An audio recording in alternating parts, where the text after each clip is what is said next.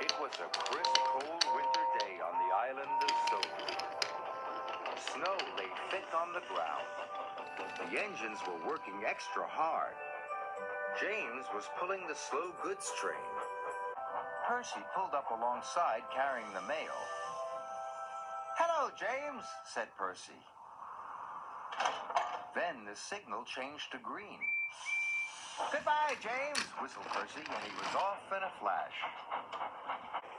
"I was here first," grumbled James. "Why do I have to wait?" "The mail train is more important than slow goods," said his driver. Later, when James stopped for water, Thomas was already in front of him. "I have to go first," said Thomas excitedly. "I am a guaranteed connection." "Everyone has a more important job than me," grumbled James. "Nonsense," said Thomas. "Everyone knows you're a really useful engine." But James wanted to be an important engine, too.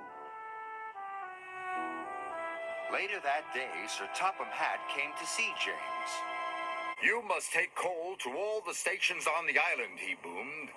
"If the fires in the waiting room go out, the passengers will get cold and complain." "It is a very important job," he added.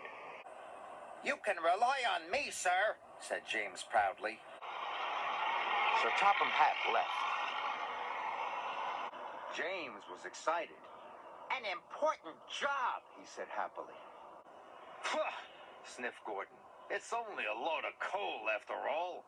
"Nonsense," snorted James. "I am going to keep the passengers warm. What could be more important than that?" And he wheeled over to the water tower.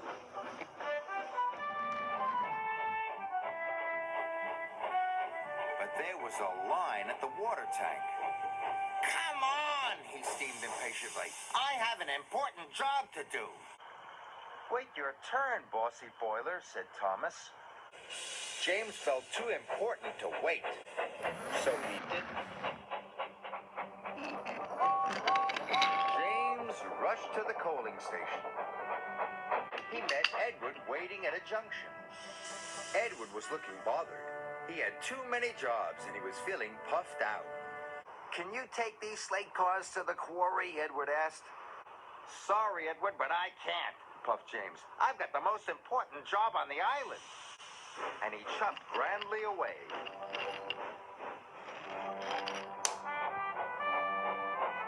James arrived at the coaling station. He buffered up to the coal cars and was on his way.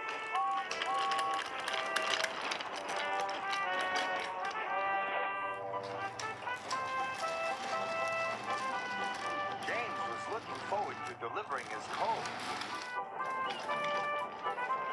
"Now I'm useful and important," he jumped. Then there was trouble. James puffed harder and harder. He went faster and faster.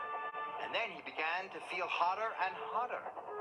"I don't feel well," wailed James. And he had to stop. "Your water tanks have run dry," his driver told him. "We'll have to wait for help." Just then, Edward pulled up beside James. "Please push me to the water tank," pleaded James.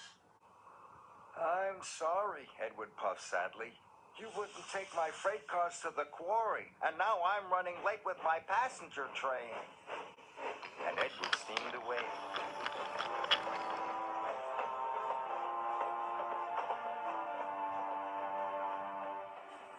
Edward stopped and told the signalman all about James. The signalman telephoned for help, and soon Salty was on his way. He pulled up alongside James. "Why didn't you fill up with water this morning, matey?" James told him about the line at the water tank. "I've heard you were too busy to help Edward, too," said Salty. "I was in a hurry," protested James. "Mine is the most important job on the island." "No job is more important than helping another engine," said Salty firmly. And deep down in his boiler, James knew Salty was right. Thanks to Salty, James' water tank was soon filled and he was well on his way. He knew he had to make up for lost time. Then James saw Diesel up ahead. He had broken down and looked unhappy.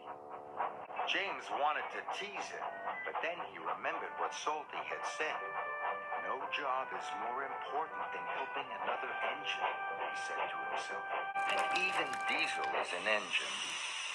Come on, Diesel. I'll push you back to the shed.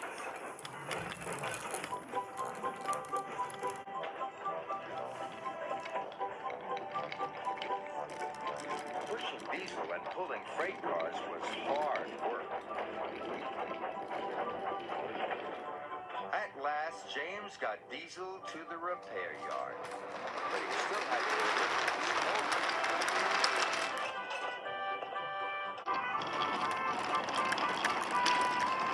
Wind blew, and it was getting colder by the minute.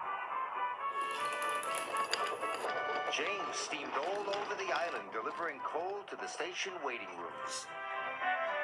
Everyone was pleased to see James. Thanks to him, they were all kept toasty warm. The next morning, Sir Topham Hatt came to see James. He knew all about him running out of water and his not helping with Edward's trucks. "I'm sorry, sir," said James. "I put my own job first." "But you did learn your lesson, and you helped Diesel," Sir Topham Hatt boomed cheerfully. "And you delivered your coal on time. You, James, are a really useful engine."